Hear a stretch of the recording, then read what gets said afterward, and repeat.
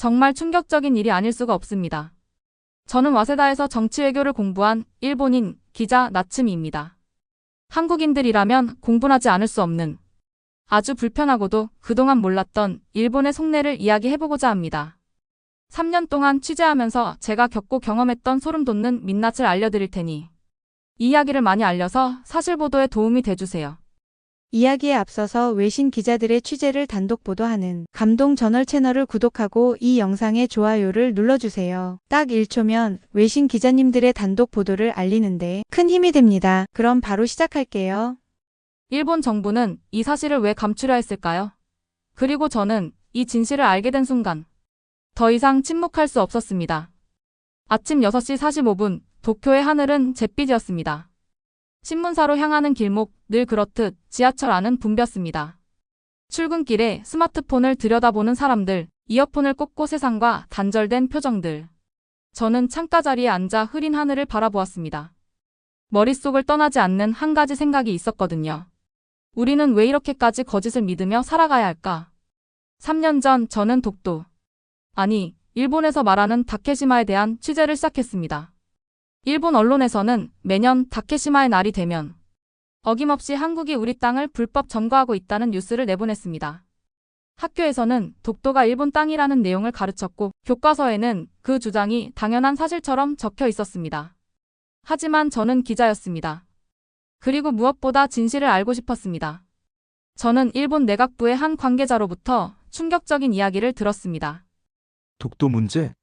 우리가 모를 거라고 생각해? 이미 오래전에 정리된 이야기야.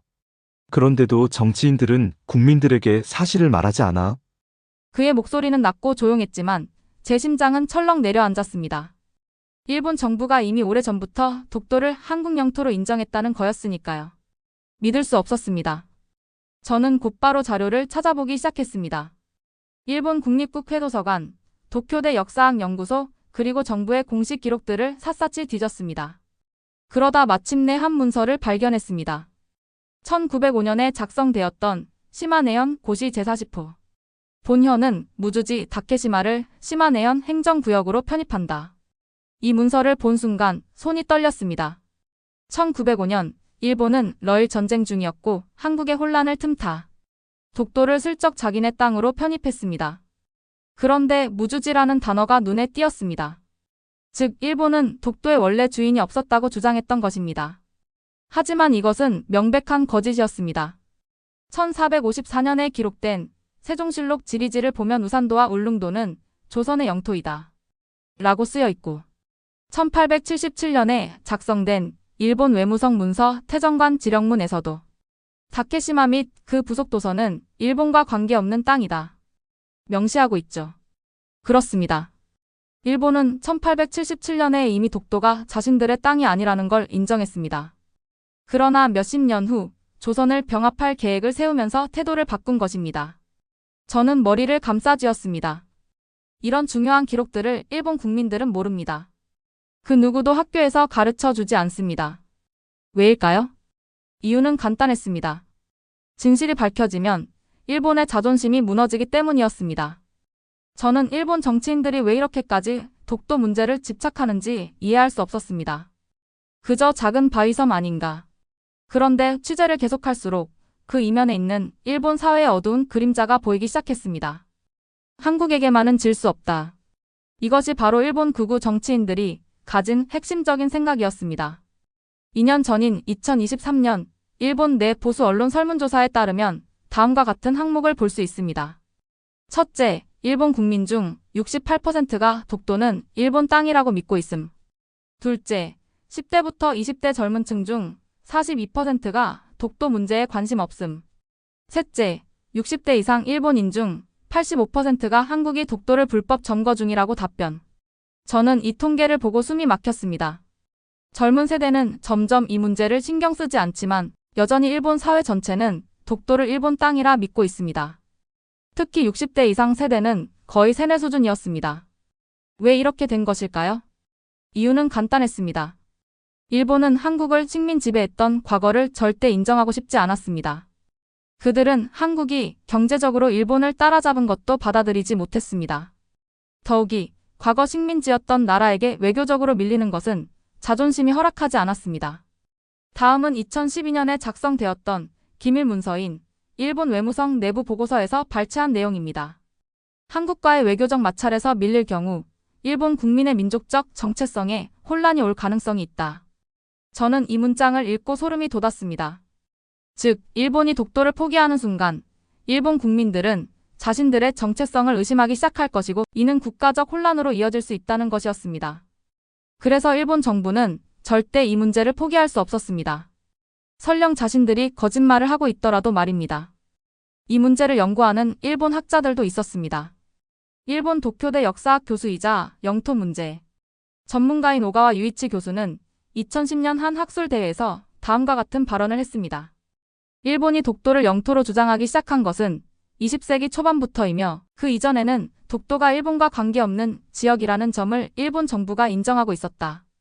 또한 일본 교토대 국제법 전문가인 다카하시 마사토 교수 역시 일본이 1905년에 독도를 시마네현에 편입한 것은 러일 전쟁과 깊은 관련이 있으며 역사적으로도 독도가 일본 땅이었다는 명확한 근거는 없다. 라고 밝혔습니다. 즉, 일본 학계에서도 이미 독도가 일본 영토가 아니라는 점을 인정하는 학자들이 존재하고 있었던 것입니다. 하지만 일본 정부는 이들의 연구 결과를 절대 인정하지 않았습니다. 왜냐하면 독도 문제는 단순한 영토 문제가 아니라 일본이 한국에게 밀리지 않겠다는 정치적 정신적 싸움이기 때문이었습니다. 그렇다면 일본 극우 세력은 왜 이렇게까지 집착하는 것일까요? 저는 얼마 전 도쿄 신주쿠에 위치한 작은 바에서 한 일본인 교수와 만났습니다. 그는 일본 근현대사를 연구하는 학자로 제게 독도 문제와 관련된 일본 극우 정치인들의 움직임을 설명해 줄 수 있는 사람이었습니다. 저는 노트북을 펼쳐 메모할 준비를 했습니다. 하지만 그는 제게 질문부터 던졌습니다. 나츠미 씨, 왜 일본의 극우 세력이 독도 문제를 포기하지 않는다고 생각합니까? 순간 머리가 복잡해졌습니다. 지금까지 독도 문제를 연구하면서 여러 가지 이유를 생각했지만 딱 하나의 정답을 떠올리기는 어려웠습니다. 일본의 자존심 때문인가? 과거 식민지였던 한국에게 지고 싶지 않아서인가? 혹은 경제적, 군사적 이유 때문인가? 그는 씁쓸한 미소를 지으며 말했습니다. 정답은 그 모든 것이 맞는 동시에 그것이 전부가 아닙니다. 저는 그의 말을 곱씹으며 일본 극우 세력이 독도 문제를 집착하는 이유를 본격적으로 파헤쳐 보기로 했습니다. 저는 일본 극우 정치인들의 발언을 조사하면서 하나의 공통점을 발견했습니다. 그들은 독도를 단순한 영토 분쟁으로 다루는 것이 아니라 전쟁 가는 국가로 가는 명분으로 이용하고 있었습니다. 지금 일본 헌법 구조에는 전쟁을 포기하고 군대를 보유할 수 없다고 명시되어 있습니다. 그러나 일본의 극우 세력은 오래전부터 이 헌법을 개정해 일본이 다시 군대를 가질 수 있도록 만들려 하고 있었습니다. 그리고 독도 문제는 그들에게 국민들을 자극할 수 있는 가장 좋은 이슈였습니다. 독도를 한국에게 빼앗겼다. 한국이 일본 땅을 불법 점거하고 있다. 우리, 일본도 이제 더 이상 가만히 있을 수 없다. 이런 선동적인 구호들은 일본 내에서 애국심을 자극하는 데 사용되었고 이를 통해 군사력 강화를 주장하는 정치인들이 힘을 얻게 되었습니다. 특히 2012년 이후 일본 자민당 정권이 강경한 보수 노선을 취하면서 독도 문제는 단순한 외교 갈등을 넘어 군사적 논리를 정당화하는 도구가 되었습니다. 즉, 독도 문제는 단순한 영토 분쟁이 아니라 일본이 평화헌법을 개정하고 군대를 보유하는데 필요한 명분으로 활용되고 있었습니다. 일본에는 독도 문제를 앞세워 세력을 키우는 정치인들이 있습니다. 가장 대표적인 인물이 바로 아베 전 총리입니다. 아베는 총리 재임 시절부터 끊임없이 독도 문제를 언급하며 한국과의 갈등을 조장했습니다.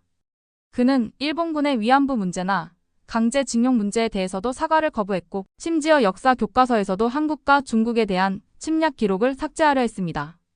그리고 그를 계승한 기시다 후미오 총리 역시 겉으로는 온건한 태도를 보이면서도 독도 문제에 대해선 강경한 입장을 유지하고 있습니다. 이들은 국민들에게 일본이 한국에게 당하고 있다는 이미지를 심어줌으로써 보수적인 유권자들의 지지를 얻고 있었습니다. 그리고 그들의 뒤에는 일본 내 극우 단체들이 자리하고 있었습니다. 저는 일본 내 극우 단체들의 활동을 추적하기 시작했습니다. 대표적인 단체가 바로 일본의 즉 니폰카이기였습니다. 이 단체는 일본에서 가장 강력한 보수 정치 세력으로 일본 정부의 주요 인사들이 대부분 이 단체와 연관이 있었습니다. 그들이 주장하는 핵심 내용은 다음과 같았습니다. 첫째, 일본은 다시 군사력을 키워야 한다. 둘째, 일본의 전쟁 책임을 인정해서는 안 된다. 셋째, 한국과 중국은 일본을 국제적으로 고립시키려 한다. 넷째, 독도는 일본 영토이며 이를 되찾아야 한다. 이들은 단순한 주장에 그치는 것이 아니라 직접 행동에 나서고 있었습니다. 일본 교과서에서 독도가 일본 영토라고 가르치는 것도 일본회의와 같은 극우 단체들의 로비 활동 때문이었습니다. 또한 이들은 일본 젊은 세대들에게 한국을 적으로 인식하도록 세뇌하는 데 집중하고 있었습니다. 저는 일본 내 교육 자료들을 살펴보면서 깜짝 놀랐습니다. 초등학교 교과서에는 이렇게 적혀 있었습니다. 다케시마는 일본 고유의 영토이지만 한국이 불법 점거하고 있습니다. 그리고 중학교 사회 교과서에는 일본 해상보안청이 독도를 탈환하는 훈련을 하는 사진이 실려 있었습니다. 이것이 바로 일본이 미래 세대에게 가르치는 역사였습니다. 저는 이런 교육을 받은 일본 청소년들이 자라서 어떤 시각을 가지게 될지 걱정이 되었습니다. 그러나 다행히도 최근 일본의 젊은 세대 일부는 이러한 교육의 의문을 품기 시작했습니다. 다음은 일본 대학생들을 대상으로 한 설문조사의 결과입니다. 20대 대학생의 47%는 독도 문제는 일본 정부가 과장하고 있다. 30대 일본인들의 52%는 한국과 일본은 협력해야 하며 독도 문제로 싸우는 것은 의미가 없다. 고 대답했습니다. 즉, 일본 젊은 세대는 점점 극우 정치인들의 논리에 동조하지 않고 있었습니다. 하지만 여전히 일본 보수층과 극우 단체들은 독도 문제를 이용해 국민들을 자극하고 정치적 이득을 얻고 있었습니다. 이것은 결국 일본 극우 세력의 정치적 도구였고 일본이 다시 군사대국으로 나아가기 위한 명분이었습니다. 그리고 일본 젊은 세대들이 이러한 거짓을 깨닫고 있음에도 불구하고 극우 정치인들은 여전히 과거의 논리를 강요하고 있었습니다. 이제 남은 질문은 이것이었습니다. 일본 국민들은 과연 언제까지 이 거짓을 믿을 것인가? 저는 이 진실을 더 많은 사람들에게 알리기로 결심했습니다.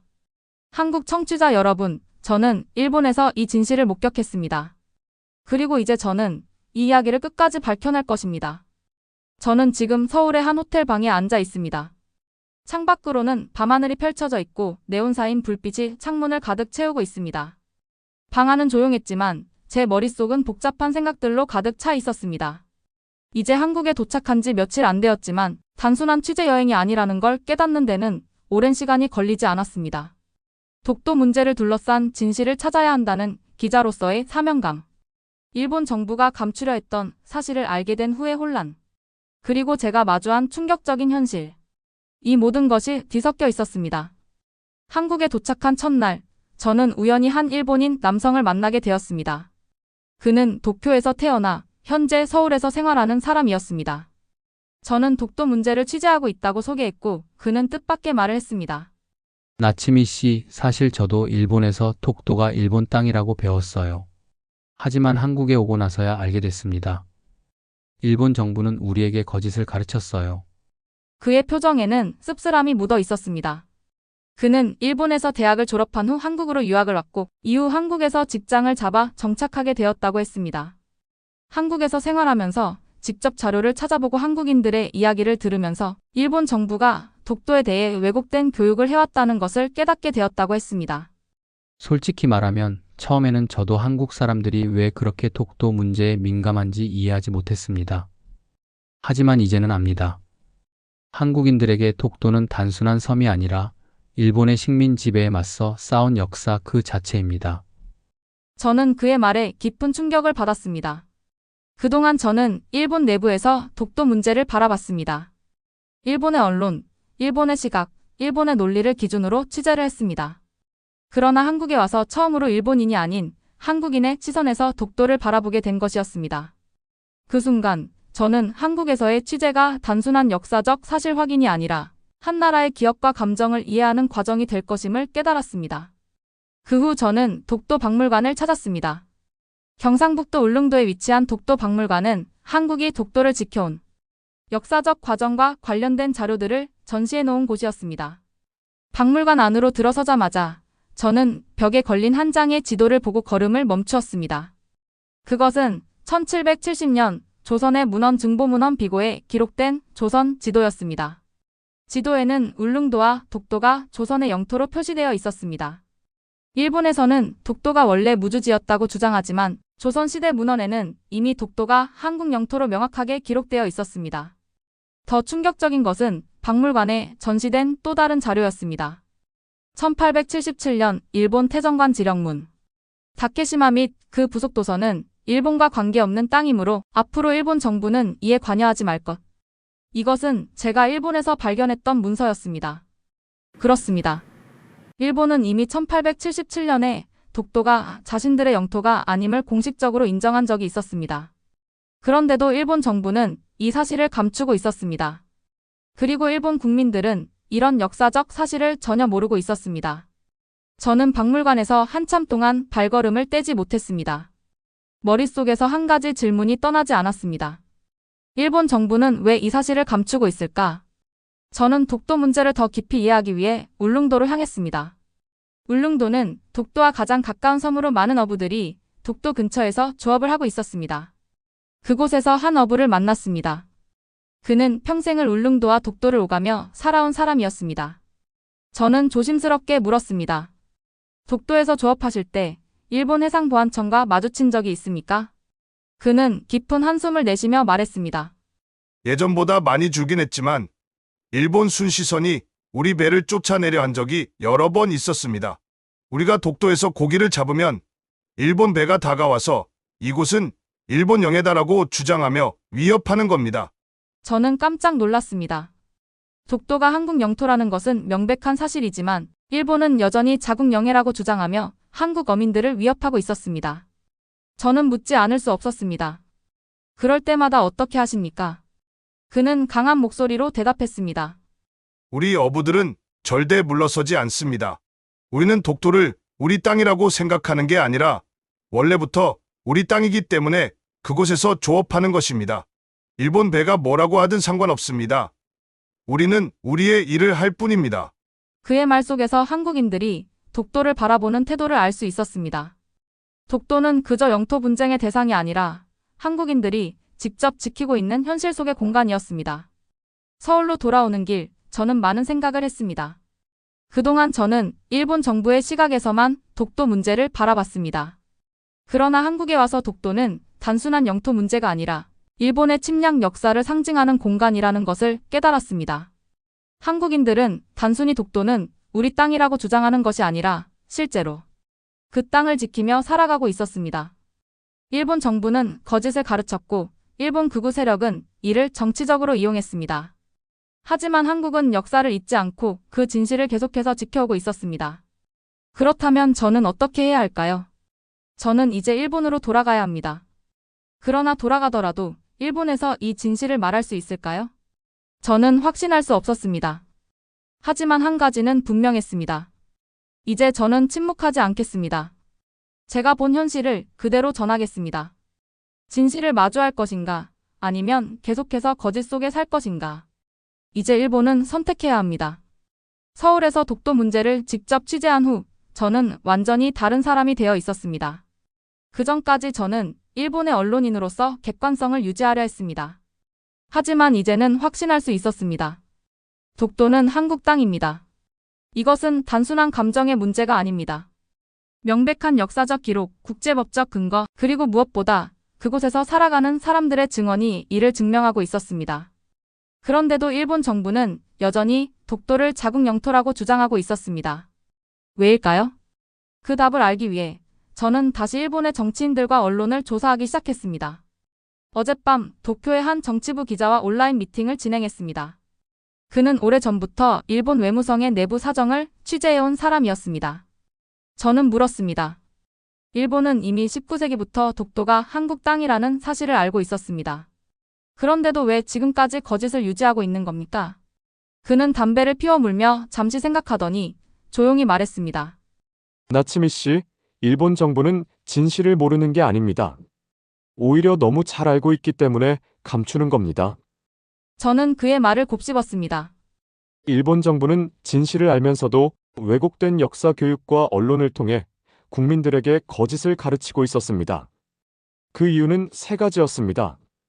첫째, 한국에 대한 열등감과 자존심. 둘째, 군사적 경제적 이익. 셋째, 극우 세력의 정치적 도구. 그는 한숨을 쉬며 말을 이어갔습니다. 독도를 인정하는 순간 일본은 한국에게 외교적으로 굴복하는 것처럼 보일 겁니다. 그것이 일본 극우 정치인들에게는 절대 용납할 수 없는 일입니다. 즉, 독도 문제는 단순한 영토 분쟁이 아니라 일본의 국가 정체성과 직결된 문제였던 것입니다. 언론은 왜 침묵하고 있을까? 저는 일본의 주요 신문사와 방송국의 기사들을 분석했습니다. 그 결과 독도 문제와 관련된 보도는 대부분 일본 정부의 입장을 그대로 전달하고 있었습니다. 어떤 신문도 일본이 독도를 한국 영토로 인정한 기록이 있다는 사실을 보도하지 않았습니다. 왜 그럴까요? 그 답은 일본 언론의 구조에 있었습니다. 일본의 주요 언론사들은 정부와 밀접한 관계를 맺고 있으며 특히 극우 세력의 압력을 받는 경우가 많습니다. 실제로 2015년 일본 아사히 신문은 위안부 문제에 대한 일본 정부의 책임을 보도했다가 엄청난 정치적 압박을 받았습니다. 독도 문제도 마찬가지였습니다. 언론이 진실을 말하려 하면 정부와 극우 단체들이 나서서 이를 막았습니다. 결국 일본 국민들은 왜곡된 정보만 접할 수밖에 없었습니다. 저는 서울에서 만난 한 역사학자의 말이 떠올랐습니다. 한국은 독도를 단순한 영토 문제가 아니라 일본의 침략에 맞선 역사적 상징으로 보고 있습니다. 실제로 한국은 독도를 지키기 위해 많은 노력을 기울여 왔습니다. 대표적으로 독도 경비대 주둔과 국제사회에서의 홍보 활동 그리고 독도 관련 연구 및 교육 강화 등이 있습니다. 특히 저는 독도를 지키는 독도 경비대의 존재에 깊은 감명을 받았습니다. 일본에서는 독도를 단순한 분쟁 지역으로 보지만 한국에서는 실질적으로 그 땅을 지키는 사람들이 존재하고 있었습니다. 이 차이가 바로 독도 문제를 바라보는 한국과 일본의 가장 큰 차이점이었습니다. 오늘 아침 저는 일본의 한 신문사 편집장에게 독도 문제에 대한 기사를 기고하겠다고 요청했습니다. 하지만 수학이 넘어 들려온 그의 대답은 단호했습니다. 나츠미 기자, 그 기사는 절대 실을 수 없습니다. 저는 이해할 수 없었습니다. 왜죠? 저는 단순히 역사적 사실을 말하려는 겁니다. 그는 한숨을 쉬며 말했습니다. 우리는 진실을 말할 수도 있지만 진실을 말할 수 없는 상황이 더 많습니다. 저는 그 순간 깨달았습니다. 일본에서는 아직 진실을 말하는 것이 허용되지 않는다는 사실을. 하지만 그렇다고 해서 제가 침묵할 수는 없습니다.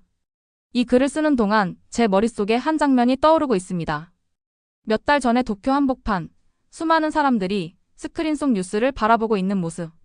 그 뉴스에서는 또다시 다케시마의 날 행사에 참석한 일본 정치인들이 한국이 일본 땅을 불법 점거하고 있다고 주장하고 있었습니다.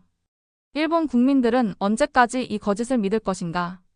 독도는 일본 땅이 아닙니다. 일본 정부도 그것을 알고 있습니다. 하지만 일본 국민들은 교육과 언론을 통해 조작된 역사를 믿고 있었습니다. 그렇다면 저는 어떻게 해야 할까요? 저는 일본인입니다. 그리고 저는 기자입니다. 기자로서 저의 역할은 진실을 말하는 것입니다.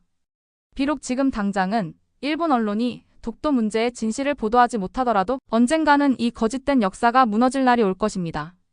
그날이 올 때까지 저는 진실을 기록할 것입니다. 일본이 감추려는 역사, 그리고 독도가 일본 땅이 될 수 없는 이유. 이제 일본은 선택해야 합니다. 진실을 마주할 것인가, 아니면 계속해서 거짓 속에 살 것인가. 이것이 제가 내린 마지막 결론이었습니다. 한국에서 이 이야기를 듣고 계신 분들에게 말씀드리고 싶습니다. 독도 영토 분쟁에서 일본에 숨겨진 야욕은 군대를 보유하고 전쟁 가는 국가로 발돋움하는 것에 있다라는 것을 잊지 말아주셨으면 합니다. 이것은 단순한 영토 싸움이 아닙니다. 그저 정치적이고 문화적인 싸움이 아닙니다. 아직도 일본은 열도를 넘어 아시아의 패권을 잡고 우기기를 휘날리며 신제국주의를 이루려는 매우 위험한 극단주의가 정치 중심에 스며들어 있습니다. 군대를 보유한 전쟁 가는 국가로 인정받게 되면 그 발톱이 드러날 것입니다. 다시 한번 강력한 일본식 신제국주의가 돌아온다면 아시아에서 과거와 비교할 수 없는 큰 전쟁이 벌어질 수도 있습니다. 이것은 지난 역사가 증명하고 있고 자국민을 속이면서까지 비밀리에 움직여온 일본 정부의 행적이 증명하고 있습니다. 그러한 어두운 꿈을 실현하기 위해서 일본은 독도를 포기할 수가 없는 것입니다. 한반도의 평화와 열도의 평화, 그리고 아시아의 평화를 위해서라도 독도는 반드시 지켜져야 합니다. 잘못된 배움과 신념으로 일부 일본인들이 아직까지도 한국에게 상처를 주고 있습니다. 언론인의 한 사람으로서, 일본의 한 사람으로서 진심 어린 사과의 말씀을 꼭 전하고 싶습니다.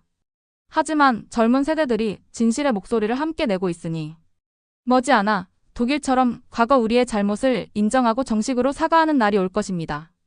그 시절을 직접 겪으셨던 단 한 분이라도 제대로 된 사과를 받아내실 수 있도록 기자의 사명을 다하려고 합니다. 저는 한국과 일본이 서로 의지할 수 있는 국가가 되길 바랍니다.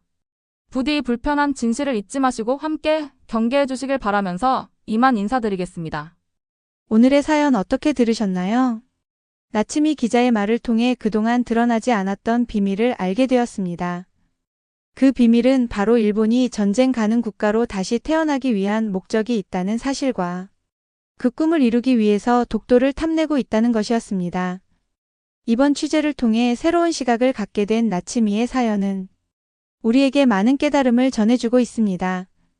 국가가 자국민을 위해 해야 할 것은 무엇인지, 과거의 잘못은 어떻게 용서를 구해야 하는지, 억압 속에서도 진실을 위해 무엇을 해야 하는지, 작은 물방울이 큰 바위를 뚫는 것처럼 아무리 작은 움직임이라도 멈추지만 않는다면 반드시 진실이 승리할 것이라는 교훈이 느껴지지 않나요? 여러분의 생각은 어떠신가요? 새로운 깨달음과 떠오르는 느낌을 댓글로 공유하고 함께 감동 사연에 대한 이야기를 나눠보세요. 더 큰 감동이 오늘 하루 여러분의 마음에 남게 될 겁니다. 마지막으로 여러분의 구독과 좋아요는 외신 기자님들의 단독 보도를 알리는 데 큰 힘이 됩니다. 지금 알림 설정을 하고 다음 감동 사연도 놓치지 마세요.